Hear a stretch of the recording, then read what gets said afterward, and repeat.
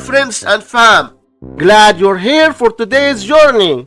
In this futured story, we wanted to find the value of this expression 92 divided by 1 over 67, then times 67. Let's go and start solving the problem. We have 67 divided by 67, which equals 1. So here we have just 1, and 92 divided by 1 equals 92. But this answer is not correct because according to the order of operation, we have to do this division first, not this multiplication. So let's start the correct solution. 92 divided by 1 over 67. To do this division, write down the 92 and change the division to multiplication and flip this fraction to 67 over 1, which gives 67.